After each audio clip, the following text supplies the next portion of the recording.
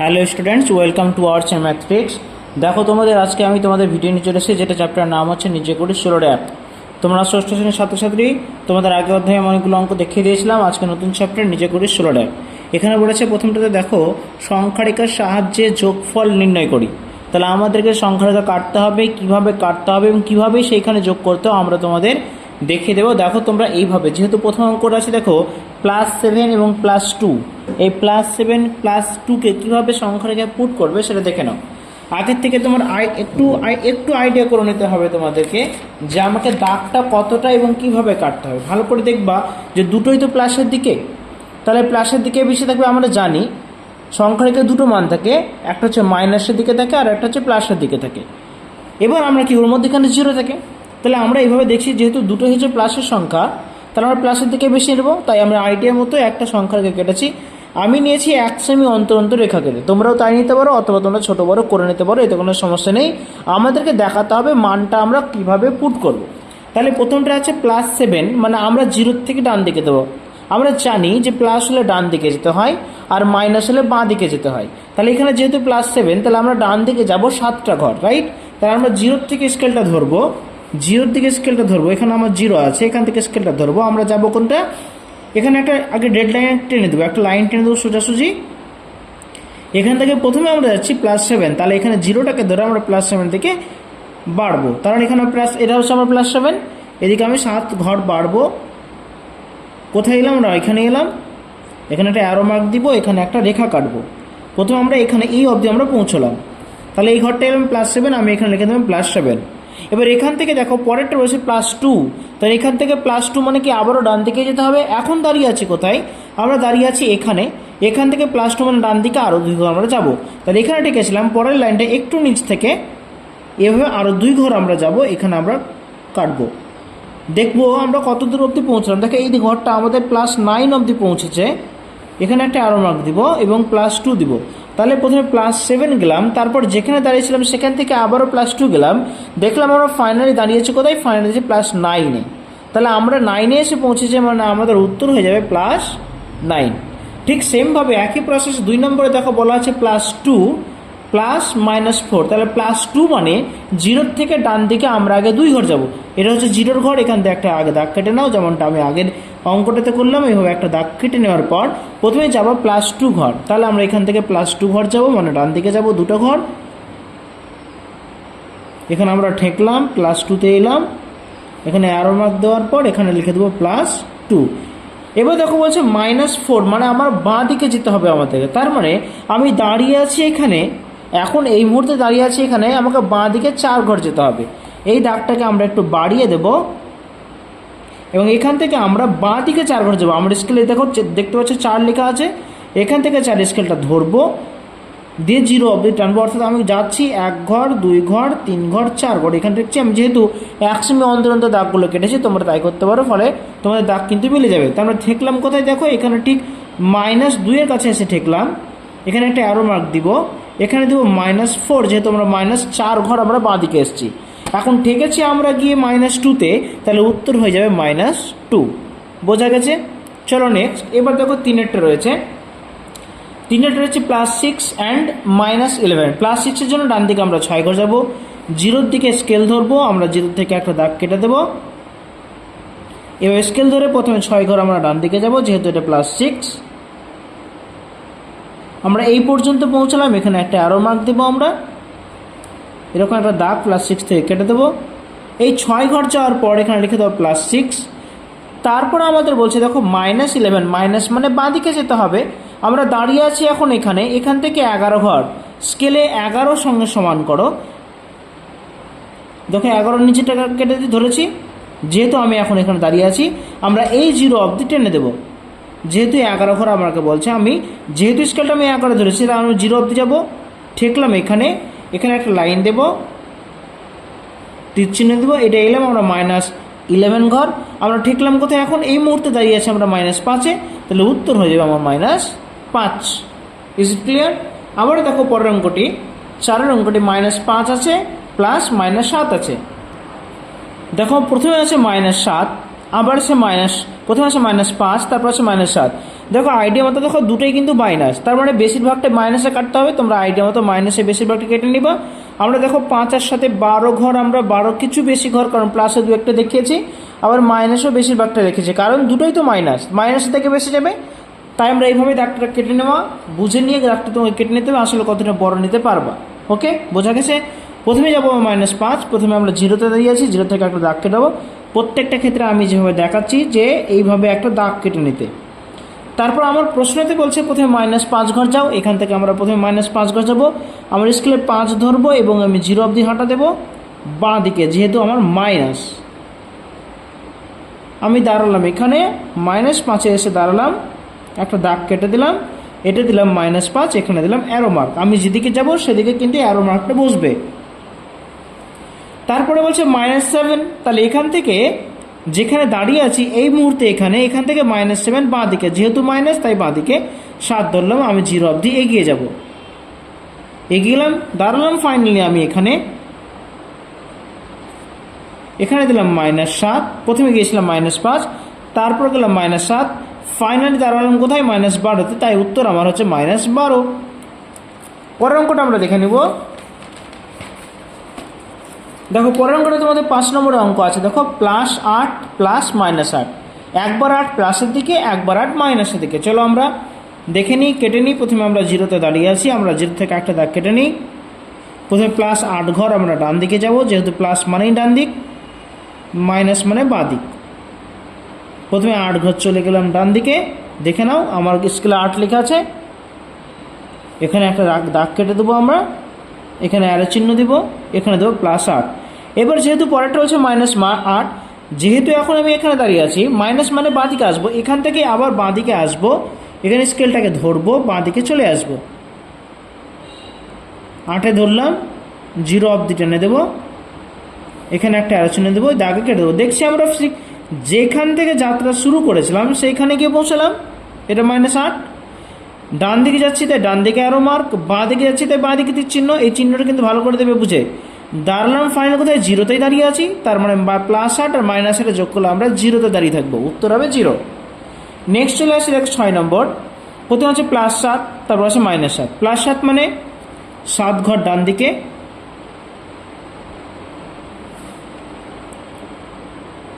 7 ঘর ডান দিকে আমরা চলে গেলাম, যেহেতু ডান দিকে গেলাম এখানে ডান দিকে আরও মার্ক দিব। এবার এখান থেকে পরেরটা হচ্ছে -7, দাঁড়িয়ে আছে এখন এখানে, এটা দিলাম +7 লিখলাম। এবার আমি বাঁদিকে 5-7 ঘর বাঁদিকে আসবো, যেহেতু আমার -7 বলা হয়েছে, এখানে দাঁড়িয়ে থেকে আমরা চলে যাবো 0 অবধি, দাঁড়ালাম যেখান থেকে যাত্রা শুরু করেছিলাম দেখো সেখানেই ফিরে এলাম। তাহলে আগের মতো এটাও সেম, +7 -7, প্রথমে ডান দিকে গেলাম, বাঁদিকে গেলাম, সেই দাঁড়িয়ে আছে 0-র ঘরেই, তাহলে উত্তর হবে আমার 0। বোঝা গেছে? চলো নেক্সট 7 নম্বর। দেখো +9 প্লাস -17, মাইনাসের ভাগ যেহেতু বেশি তাই মাইনাসের ঘরটা আমি একটু বেশিই নেব, ঠিক আছে? দাঁড়িয়ে আছি আমরা 0তে, 0 ঘরে একটা ছোট্ট দাগ কাটলাম। এরপরে প্রথমে +9 আমরা ডান দিকে যাব, +9 দেখো 0 থেকে 9 ঘর পর্যন্ত ডান দিকে যাব, এই যে আমার দেখো ডান দিক 9 ঘর অবধি, এখানে একটা দাগ কেটে দিলাম, যেহেতু ডান দিকে গেলাম তীর চিহ্নটা এখানে হবে, এখান থেকে একটা দাগ আমরা কেটে দেবো। এখান থেকে যেতে হবে আমাদের বলছে -17 ঘর, তাহলে এখান থেকে যদি 17 ঘর যাই, আমার তো স্কেল ছোটো, 15 সেন্টিমিটার স্কেল, তাহলে আমি প্রথমে আগে 15 অবধি যাই, কোন দিকে যাবো? বাঁ দিকে দাঁড়িয়ে আছে আমি এখানে, আগে 15 ঘর যাই, তারপর আরও 2 ঘর চলে যাবো, তাহলে -17 ঘর চলে যাওয়া হবে। প্রথমে আমি চলে গেলাম 0, 15 ঘর অবধি, আবারও 2 ঘর যাব, এখান থেকে আরও 2টা গুনবো। বোঝা গেছে? যেহেতু আমার স্কেলটা ছোটো, আর 2 ঘর নিলাম, দাঁড়ালাম কোথায় দেখো, ঠিক দাঁড়ালাম এই জায়গাতে, এখানে অ্যারো মার্ক দেবো, এখানে দেবো -17। প্রথমটা গিয়েছিলাম +9, এখানে দেবো +9, তারপরে এলাম কিন্তু -17তে, তাহলে আমরা দাঁড়ালাম কোথায়? সেই -8-এ, তাহলে উত্তর হবে আমাদের -8। তারপর দেখো 8 নম্বরটা -11 এবং আছে -9, দেখো দুটোই কিন্তু মাইনাস, ফলে মাইনাসের দিকটা বেশি হবে, তাহলে আমরা মাইনাসের দিকটা বেশি করে কাটবো, ঠিক আছে? আমরা দাঁড়িয়ে আছি 0তে, দেখো 0 একদম আমার ডান দিকে, যেহেতু দুটোই মাইনাস, আমি মাইনাসের দিকে সবকটা নিয়েছি, যেহেতু আমার খাতা ছোট এবং এত বড় টানতে পারা যাবে না, যেহেতু সেন্টিমিটার দেখলে সবচেয়ে দেখতে সুন্দর হয়, তাই সেন্টিমিটার আমি দেখিয়েছি, তোমরা চাইলে এর থেকে ছোটো বড়ো করতে পারো, কোনো সমস্যা নেই।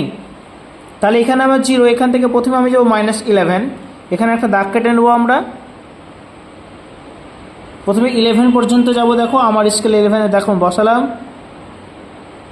বসিয়েছি, দেখতে পেয়েছো। এখান থেকে আমরা প্রথমে 0-র দিকে যাব,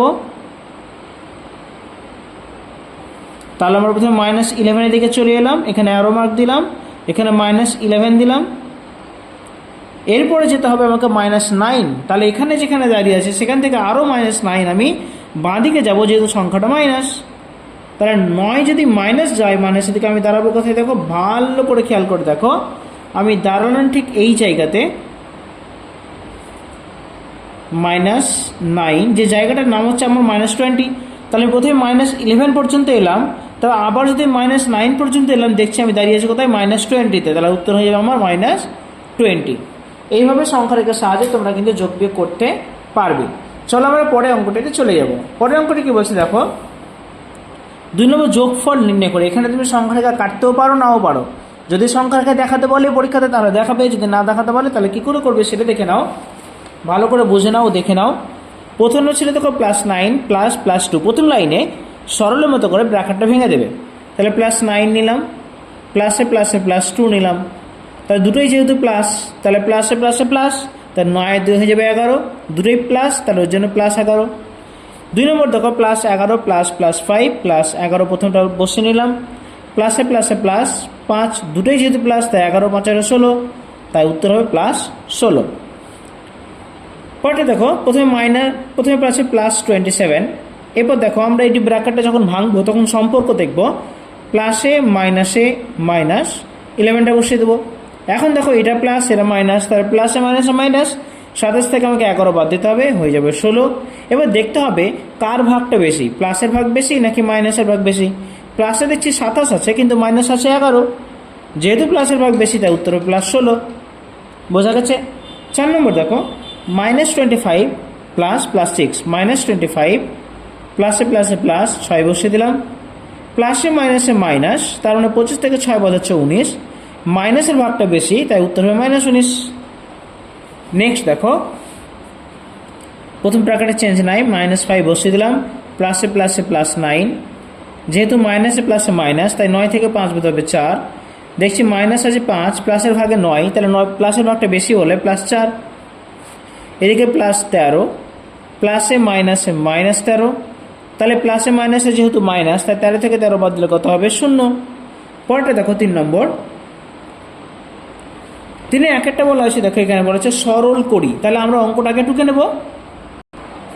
দেখো অঙ্কটা ছিল +13 ++12 +-10, সবগুলো ব্র্যাকেটে একসঙ্গে আগে ভেঙে নেব। দেখো +13 প্লাসে প্লাসে +12 প্লাসে মাইনাসে -10, প্রথম দুটো দেখো দুটোই প্লাস, তাহলে 13 আর 12 হচ্ছে 25, -10, 25 থেকে 10 বাদ হচ্ছে 15।